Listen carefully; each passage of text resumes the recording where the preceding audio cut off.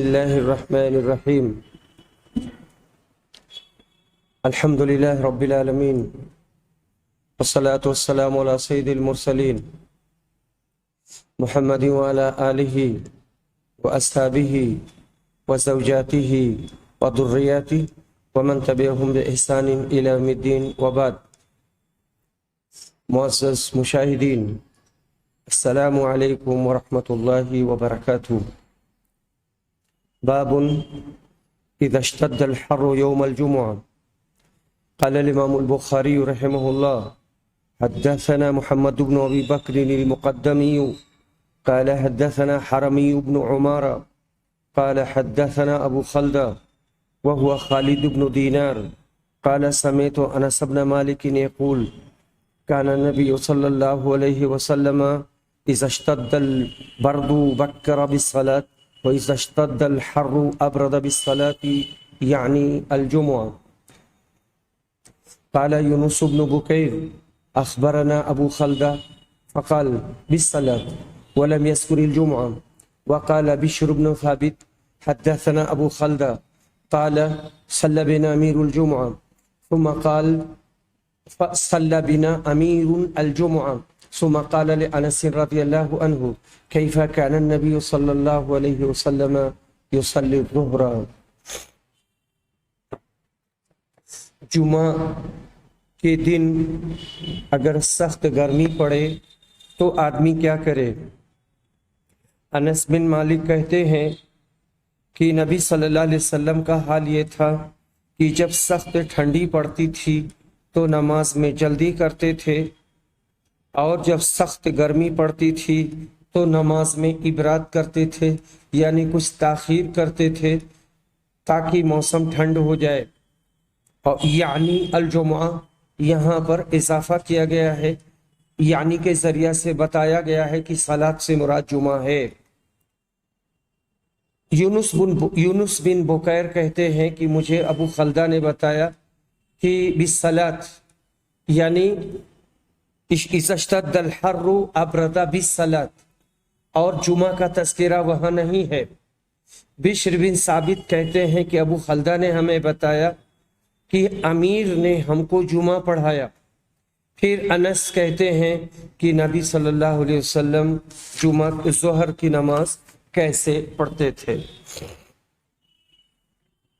حضرت انس کی حدیث کا پس منظر ہے وہ یہ کہ حکم بن ابو عقیل جو حجاج بن یوسف کا چچیرا بھائی تھا اور اس کا نائب بھی تھا، وہ بھی حجاج کی طرح لمبا خطبہ دیتا تھا. ایک دن جمعہ کا خطبہ اتنا لمبا کر دیا کہ نماز کا وقت ختم ہونے کو آیا. جمعہ کے بعد یزید ذبی نے اعتراض کیا اور حضرت انس کی طرف رجوع کیا.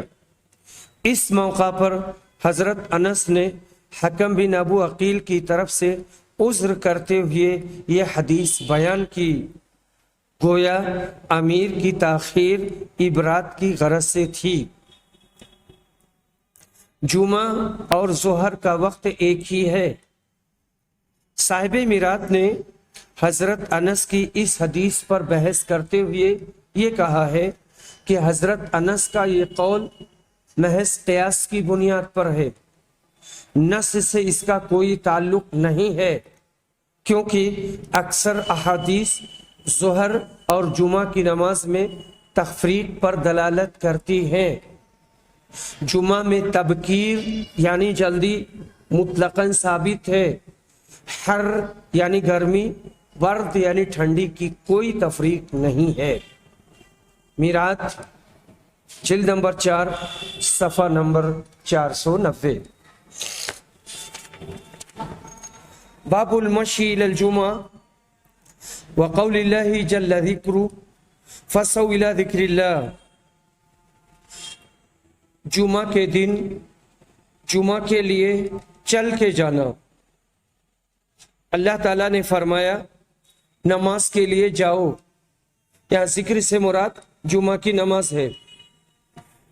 اس آدمی کی رائے کا بیان جو کہتا ہے کہ یہاں صحیح سے مراد عمل ہے اور جانا ہے، کیونکہ اللہ نے فرمایا ہے وَسَعَى لَهَا سَعْيَهَا، یہ عمل کے معنی میں ہے۔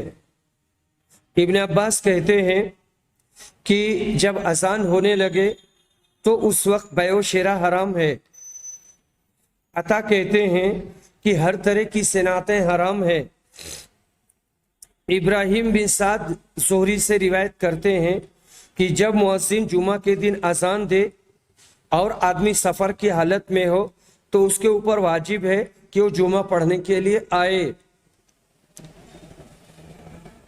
یہاں پر جو روایت ہے عبایہ بن رفاع کی، وہ کہتے ہیں کہ ابو ابس ہمارے پاس آئے اور میں جمعہ کے لیے جا رہا تھا۔ انہوں نے کہا کہ میں نے نبی صلی اللہ علیہ وسلم سے سنا ہے، آپ نے کہا تھا جس کے دونوں پیر اللہ کے راستے میں غبار آلود ہوئے اللہ تعالیٰ اس پر جہنم کو حرام کر دے گا۔ یہاں اس مناسبت سے انہوں نے بات کہی تھی کہ وہ جمعہ پڑھنے کے لیے جا رہے تھے، اور جمعہ پڑھنے والا یا نماز پڑھنے والا بھی، یعنی چل کر کے جانے والا، یہ بھی اللہ کے راستے میں ہوتا ہے، وہ بھی فی سبیل اللہ ہوتا ہے۔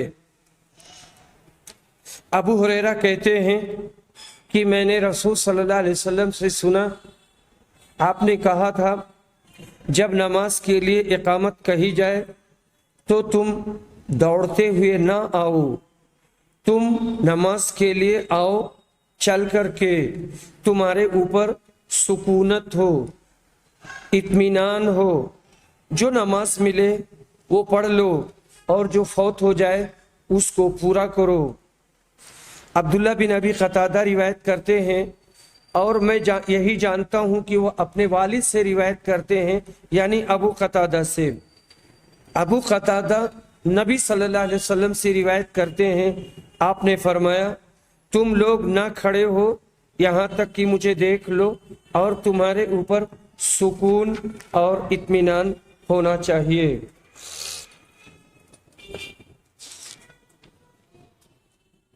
جمعہ کے لیے چل کے جانا یہی مناسب ہے، اور ہر نماز کے لیے چل کے جانا چاہیے، اطمینان کے ساتھ، سکون کے ساتھ، دوڑ کے نہیں جانا۔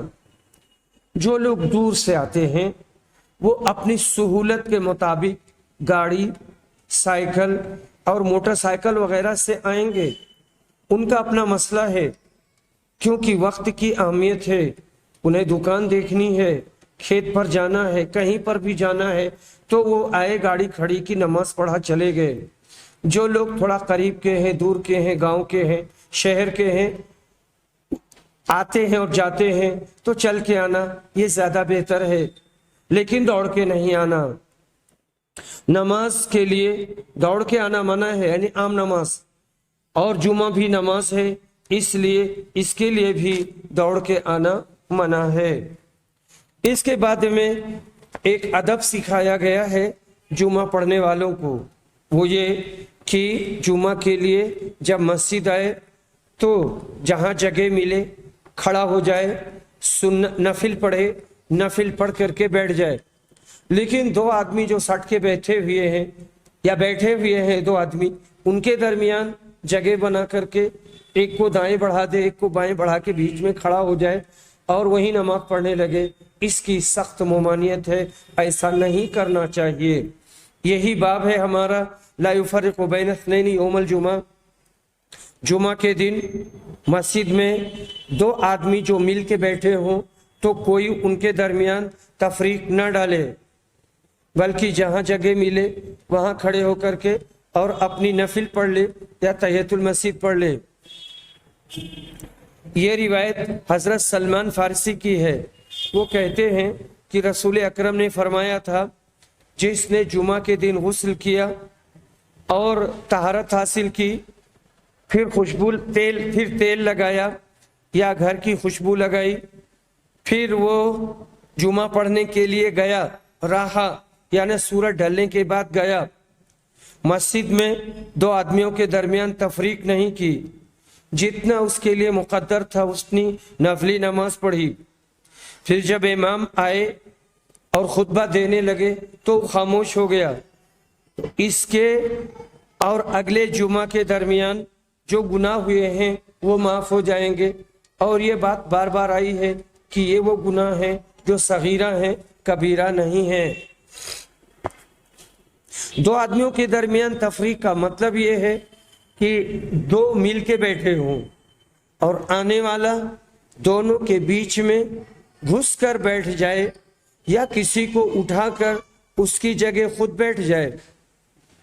तफरीक मकरूह है, अक्सर उलमा का यही कहना है।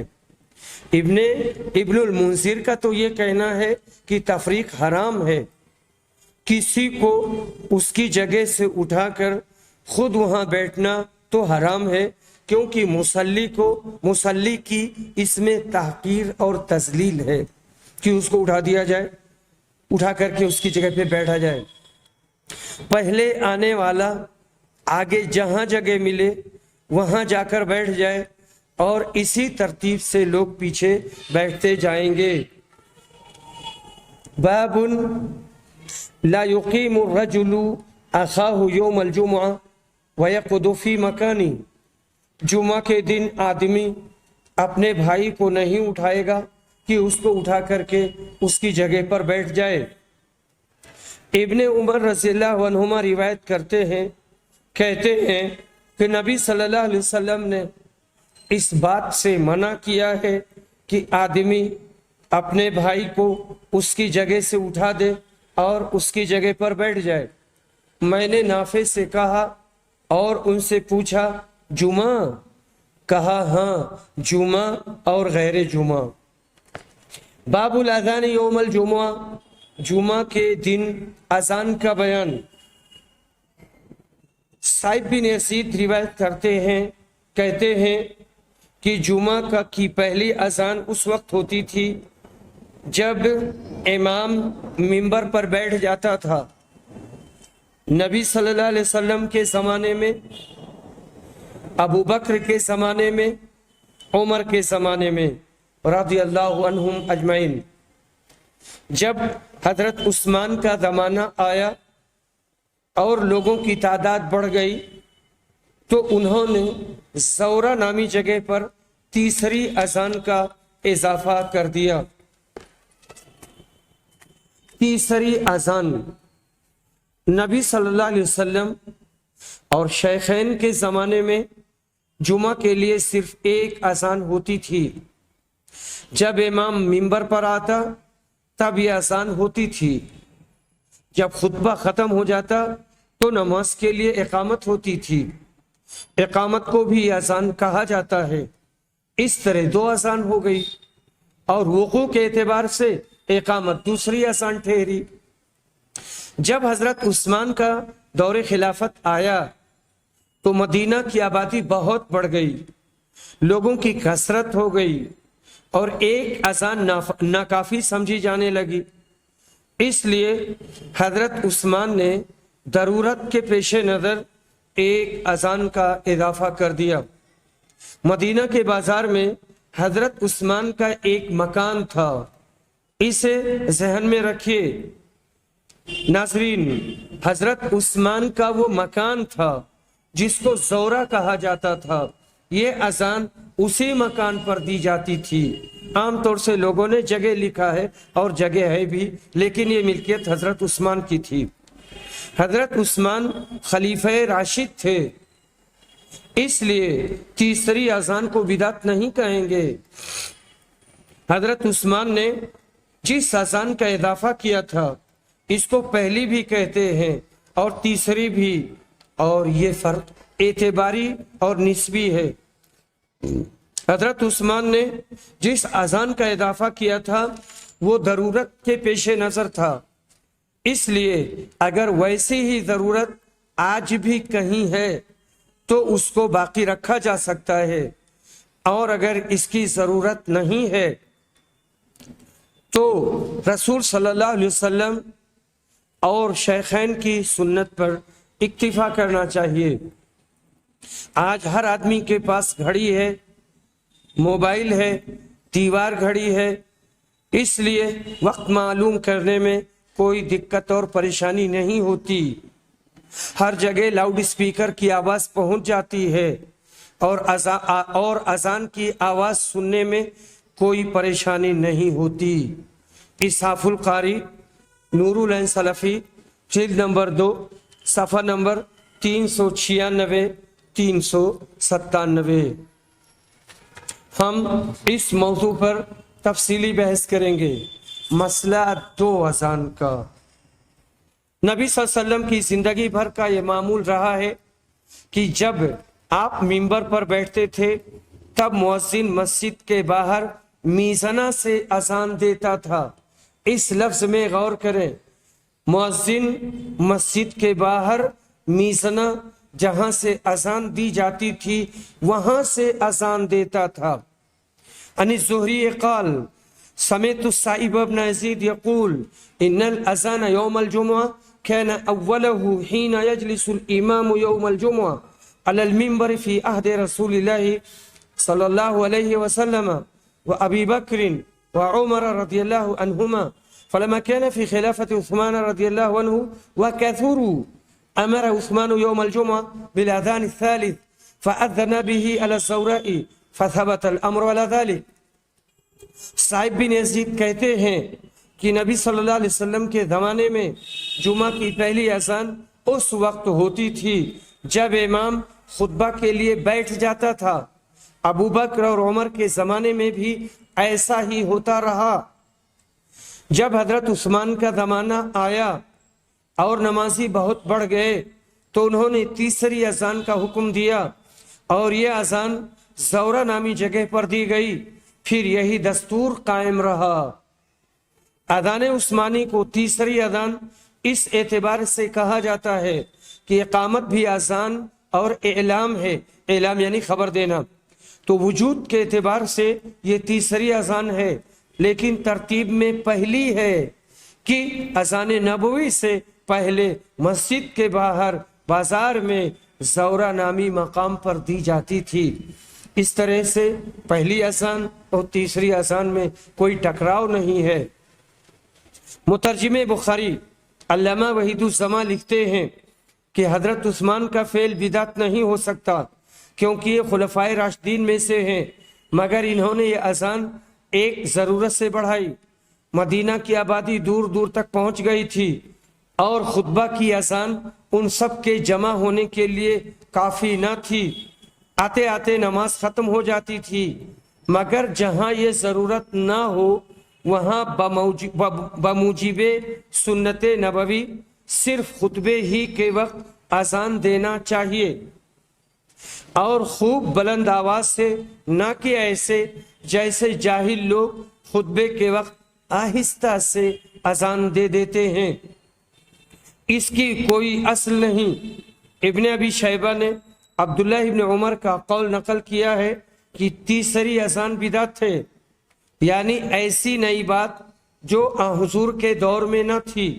अब इस सुन्नत नबवी को सिवाय अहले हदीस के कोई और वजह नहीं लाते। जहां देखो सुन्नत उस्मानी राइज है। ये पूरी इबारत मौलाना वहीदुज़्ज़मा की है। तैसीरुल बारी तर्जमा सहीहुल बुखारी अल्लामा वहीदुज़्ज़मा जिल्द नंबर 2 सफ़ा नंबर 21। शेखुल हदीस मौलाना फैदुर रहमान फैद मौवी से जुमा के दिन 2 अज़ान के ताल्लुक से एक इस्तिफ्ता आया था। उन्होंने इसका बहुत ही तहकीकी जवाब दिया था। ज़ैल में सवाल और उसका जवाब मिन व अन नकल किया जाता है। सवाल, क्या फरमाते हैं उलमाए दीन व मुफ्तियान शरअ मतीन इस मसला में कि नमाज जुमा से कब्ल 2 अज़ान देने का सबूत हज़रत सल्लल्लाहु अलैहि वसल्लम से है या नहीं? अगर 2 अज़ान दी जाए तो किस तरह और किस सूरत से? अफजलियत व अव्वलियत एक अज़ान को हासिल है या 2 अज़ान को? दलाइल शरइया से पूरी तरह वजाहत के साथ जवाब दिया जाए। असाइल नाजिम इदारा दारुल किताब व सुन्ना बालेसर उड़ीसा। الجواب وهو الموافق للصواب، الجواب وهو الموافق للصواب، نماز جمعہ کے قبل 2 اذان دینے کا ثبوت حضرت صلی اللہ علیہ وسلم سے نہیں ہے، بلکہ خلیفہ اول اور خلیفہ ثانی حضرت ابو بکر رضی اللہ عنہ سے بھی اس کا ثبوت نہیں ہے، اور ان حضرات کی خلافت راشدہ میں اور کسی صحابی رسول سے بھی اس کا ثبوت نہیں ہے۔ البتہ کتب حدیث میں مرقوم ہے کہ حضرت عثمان رضی اللہ عنہ نے مدینے کے بازار میں ایک اونچے مقام پر جس کا نام زورہ تھا اذان دلائی۔ اس کے بعد یہی طریقہ یعنی مقام زورہ میں اذان دلانا رائج رہا، تا کہ ہشام بن عبد الملک خلیفہ اور والی ہوا۔ اس نے اس اذان کو جو عہد عثمانی سے زورہ پر مدینے کے بازار میں دی جاتی تھی مسجد کے منارہ پر کر دیا، جو نماز 5 وقتہ کی اذان کا مقام ہوا کرتا ہے۔ کتاب المدخل لابن الحاج محمد المالکی میں ہے السنہ فی اذان الجمعہ، یہ لمبی عبارت ہے، اس کا میں ترجمہ پڑھ رہا ہوں آپ کے سامنے ایک بار، لیکن اس کا ترجمہ نہیں دیا ہوا ہے۔ اس کا ترجمہ یہ ہے کہ جمعہ کی اذان میں سنت یہ ہے کہ جب امام منبر پر بیٹھے تب مؤذن منارہ سے اذان دے۔ یہی نبی صلی اللہ علیہ وسلم، ابو بکر اور عمر کے زمانے میں تھا۔ پھر حضرت عثمان نے زورہ کی جگہ پر تیسری ایک اذان کا اضافہ کر دیا اور اس اذان کو باقی رکھا جو نبی صلی اللہ علیہ وسلم کے زمانے میں منارے سے دیا جاتا تھا اور خطبہ منبر سے ہوتا تھا اس وقت اور اس زمانے میں۔ پر جب ہشام بن عبد الملک کا زمانہ آیا تو اس نے حضرت عثمان کے فعل اور ان کے اذان کو منبر، ان کے اذان کو مسجد کے منارے پر کر دیا۔ عبارت مذکور سے بخوبی واضح ہو گیا کہ ہمارے پیغمبر علیہ السلام اور خلیفہ اول و ثانی کے عہد میں نماز جمعہ سے پہلے اقامت نماز کے علاوہ صرف ایک ہی اذان دی جاتی تھی، اور یہی اذان اللہ تعالیٰ کے قول اذا نودی للصلاۃ من یوم الجمعہ سے تمام محدثین کے نزدیک بالاتفاق مراد ہے۔ اور مذکورہ عبارت سے یہ بھی واضح ہو گیا ہے کہ جو اذان خطیب کے منبر پر بیٹھنے سے پہلے منارہ مسجد پر دینے کا رواج ہے وہ طریقہ ہشامی ہے، طریقہ عثمانی ہرگز نہیں ہے۔ اس عبارت کو دھیان سے سنیں۔ عام طور سے دوسری اذان کو اذان عثمانی کہتے ہیں، وہ اصلاً اذان عثمانی نہیں ہے، اذان ہشامی ہے۔ اور اذان عثمانی اور اذان ہشامی میں بڑا فرق ہے۔ اذان عثمانی میں تقاضائے وقت کی پوری مطابقت تھی جو مصلحت وقت سے عمل میں لائی گئی تھی، اور اس کے ساتھ ہی اس میں سنت رسول پر زیادتی اور اس کے ساتھ التباس سے پورا گریز کیا گیا ہے اور اس سے بچا گیا ہے۔ مصلحت وقت کے مطابق اذان عثمان کا ہونا اس وجہ سے ہے کہ عموماً بازار میں شور و غوغا ہوتا ہے اور تجار اور دیگر خرید و فروخت کرنے والے اس قدر مشغول ہوتے ہیں کہ بسا اوقات احساس وقت سے بے نیاز ہو جاتے ہیں، اور اس زمانے میں گھڑی کا وجود نہیں تھا کہ وقت آسانی سے معلوم ہو جاتا۔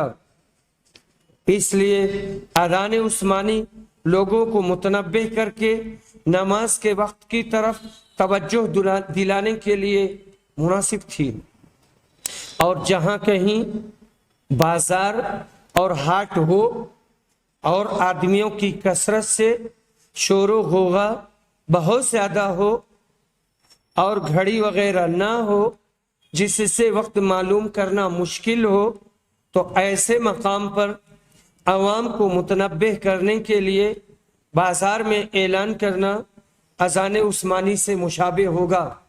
غور کریں عبارت میں، بازار میں اذان دینا اور اعلان کرنا، وہ اعلام ہے، یعنی کہیں کھڑے ہو کر کے اور اذان دے دینا، اور اس کے جواز کا فتویٰ دینا قرین مصلحت ہوگا، ورنہ بیکار محض ہونے کے علاوہ بے شبہ سنت رسول صلی اللہ علیہ وسلم سے متصادم ہونے کی وجہ سے قابل ترک ہے، اور اذان ہشامی تو بالکل ناقابل التفات ہے۔ سنت رسول صلی اللہ علیہ وسلم کے ہوتے ہوئے غیر سنت کی افضلیت کا تصور ایک اسلامی ذہنیت رکھنے والے انسان کے لیے اگرچہ ناممکن نہیں مگر تعجب خیز ضرور ہے۔ هذا ما عندي واللہ عالم بالصواب۔ فیض الرحمن فیض، 31 اگست 1971۔ خلاصہ کلام یہ کہ حضرت عثمان رضی اللہ عنہ کے یہاں جو مصلحت تھی، اگر ویسی مصلحت آج بھی ہے تو انہی کے مانند مسجد کے باہر بازار میں اعلان کے لیے اذان دے سکتے ہیں۔ آج کل مائکرو فون اور گھڑیوں نے سارے مسائل کو حل کر دیا ہے۔ مائکرو فون کی موجودگی میں اذان عثمانی کی قطعاً ضرورت نہیں، اذان محمدی پر عمل کریں گے، اور اذان عثمانی مسجد کے اندر نہیں باہر بازار میں دی جائے گی، اور مسجد کے اندر خطبہ سے قبل جو اذان دی جاتی ہے یہ اذان عثمانی نہیں، اذان ہشامی ہے۔ ہشام بن عبد الملک نے اس اذان کو مسجد کے اندر میزانہ پہ لا کے کیا تھا۔ جمعہ یا غیر جمعہ کی اذان کے لیے طہارت شرط نہیں ہے، بنا وضو کے بھی اذان دے سکتے ہیں۔ ایسا بھی دیکھا گیا ہے کہ جمعہ کے دن لوگ مسجد کے اندر امام کے سامنے کھڑے ہو کر اذان دیتے ہیں اور اس کو لازم سمجھتے ہیں۔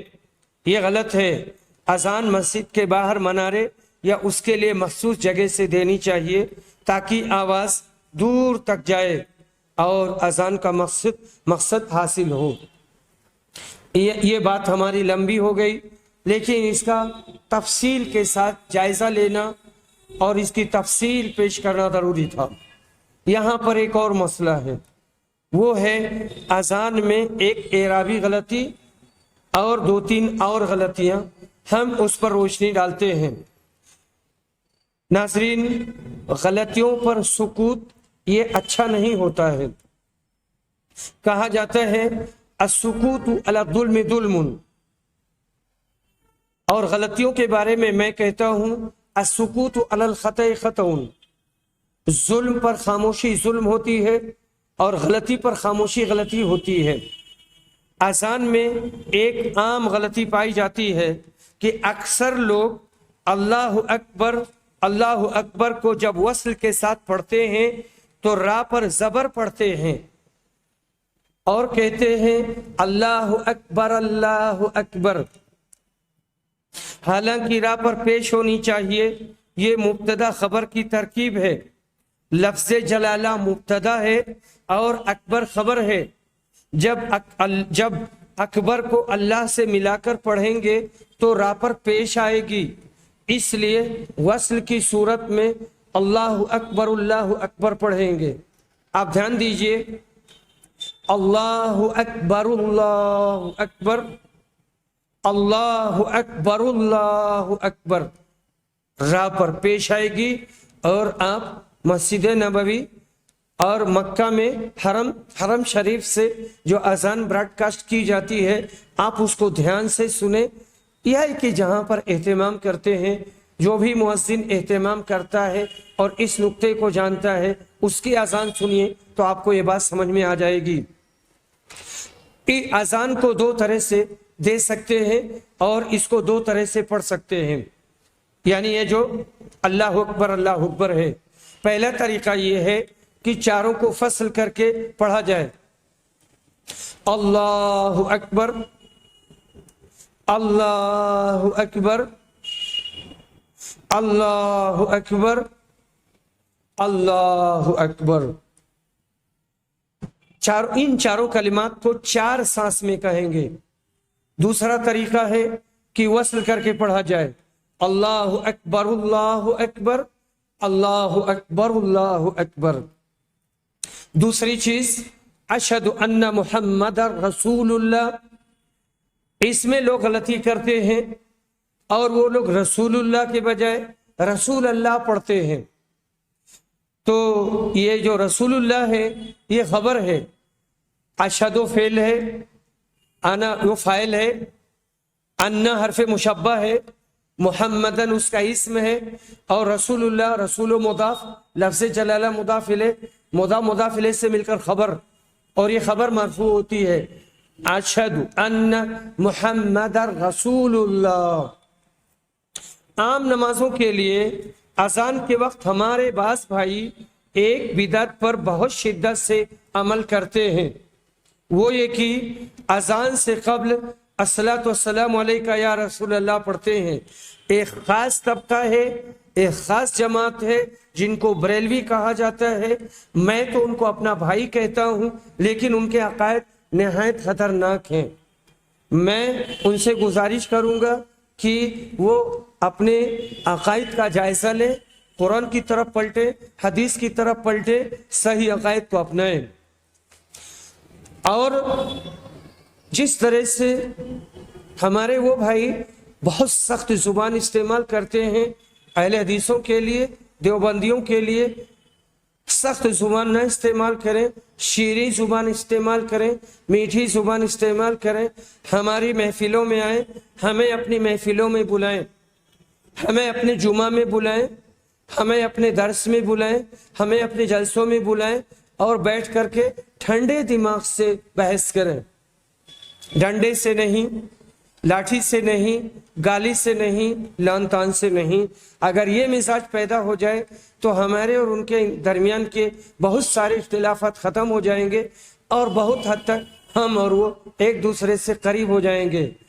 قریب کرنے کی کوشش کرنی چاہیے، مسلمانوں کو ایک دوسرے سے دور کرنا اور سب کو ایک زبان میں کافر قرار دینا، یک لخت سب کو اسلام سے نکال دینا، یہ اچھی بات نہیں ہوتی ہے اور یہ بہت خطرناک بات ہے.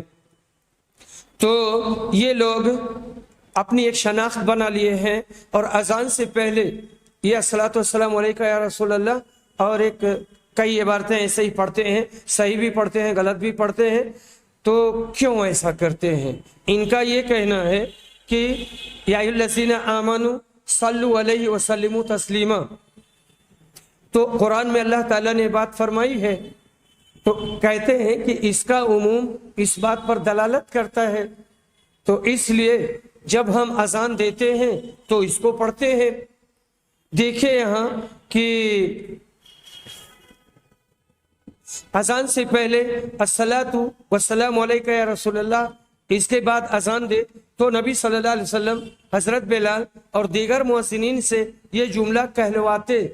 اگر یہ سنت ہوتی، اللہ تعالیٰ کو مقصود ہوتا، مطلوب ہوتا، آیت میں یہی بات کہی ہو گئی ہوتی، تو نبی صلی اللہ علیہ وسلم ایک ہی بار حضرت بلال سے کہتے، ابو محذورہ سے کہتے، عبداللہ بن ام مکتوم سے کہتے کہ اذان دینے سے پہلے میرے اوپر درود و سلام بھیجو اور الصلاۃ والسلام علیکہ یا رسول اللہ کہو.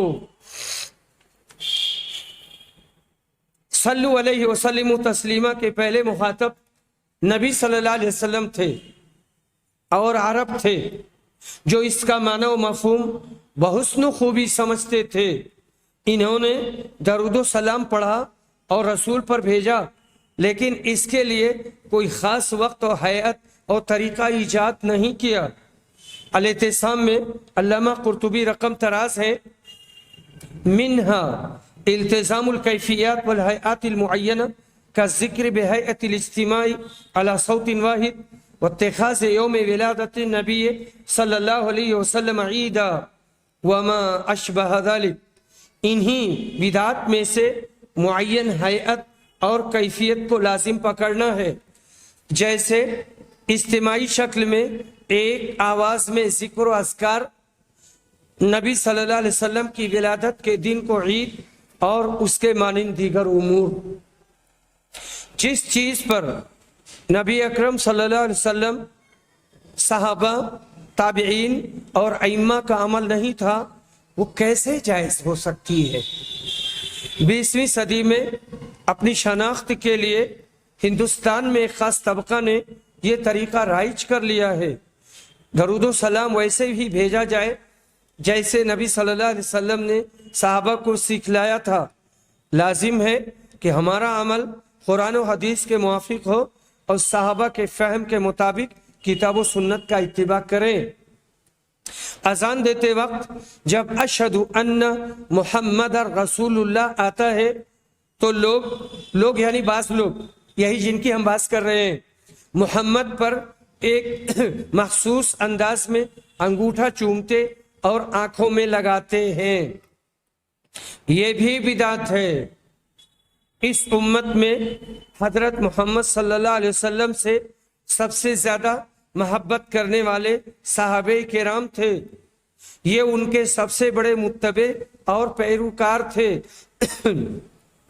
लेकिन इन लोगों ने अशहदु अन्ना मुहम्मद रसूलुल्लाह पर ना तो कभी अंगूठा चूमा और न आंख पर उंगली फेरी, और नबी सल्लल्लाहु अलैहि वसल्लम ने इसका हुक्म भी नहीं दिया है। लोगों को बिदात व गुलू से प्रेस करना चाहिए, वही अमल मकबूल होगा अल्लाह के यहाँ जो सुन्नत के मुआफिक हो और इखलास के साथ अदा किया गया हो। अंगूठा चूमने की बाबत कोई भी सही रिवायत मरवी नहीं है। ये दोनों बहसें अजान में एराबी गलती और जो ये बिदात की बातें हैं और मसला दो अजान का, ये दोनों बहसें जुमा के फ़दाइल व अहकाम नियाज अहमद अब्दुल हमीद तहपुरी की किताब से पढ़ी गई हैं। इसके बाद में हमारा मसला जो आ रहा है वो ये है कि जुमा के दिन एक ही मुअज्जिन का अजान देना काफ़ी है।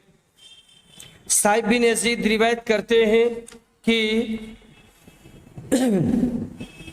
जिसने तीसरी अजान का इजाफा किया जुमा के दिन, वो उस्मान बिन अफ़्फ़ान थे जब मदीना की आबादी बढ़ गई थी। नबी सल्लल्लाहु अलैहि वसल्लम के एक ही मुअज्जिन थे और अजान उस वक्त दी जाती थी जब इमाम मिंबर पर बैठ जाता था। युजीबुल इमामु अलल मिंबरी इज़ा समिअल निदा। इमाम जब मिंबर पर हो और अजान सुने तो अजान का जवाब देगा। ये रिवायत अबू उमामा बिन सहल बिन हनीफ की है। कहते हैं कि मैंने मुआविया बिन अबी सुफियान से सुना, वो मिंबर पर थे, मुअज्जिन ने अजान दी और उसने अल्लाह अकबर कहा, अल्लाह अकबर अल्लाह अकबर। मुआविया ने भी कहा अल्लाह अकबर अल्लाह अकबर। मुअज्जिन ने कहा अशहदु अल्ला इलाहा इल्लल्लाह। मुआविया ने कहा व अना, और मैं भी। मुअज्जिन ने कहा अशहदु अन्ना मुहम्मदर रसूलुल्लाह। हजरत मुआविया ने कहा और मैं भी। जब अजान पूरी हो गई तो कहा, ए लोगों, मैंने रसूल सल्लल्लाहु अलैहि वसल्लम से इसी मजलिस पर मैं सुना है जब मुअज्जिन ने अजान दिया था, तो वैसे ही नबी सल्लल्लाहु अलैहि वसल्लम ने कहा था जैसे अभी आप लोगों ने मुझसे सुना है। फवायद: खतीब के मिंबर पर बैठने के बाद अजान दी जाएगी। खतीब मिंबर पर ही अजान का जवाब देगा। मिंबर पर खतीब दीन की तालीम देगा। अच्छी बात है कि جب اذان ختم ہو جائے گی خطبہ شروع کرے گا تو اس میں دین کی باتیں بتائے گا. خطبہ شروع کرنے سے پہلے کلام اور بات کرنا جائز ہے. خطبہ شروع کرنے سے پہلے بات کرنا جائز ہے، اور جب خطبہ شروع ہو جائے گا تب بات کرنا منع ہے.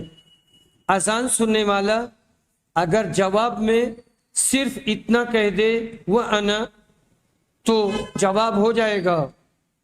حضرت معاویہ اللہ کے رسول کے صحابی ہیں اور فقیہ صحابی ہیں. وآخر دعوانا ان الحمد للہ رب العالمین.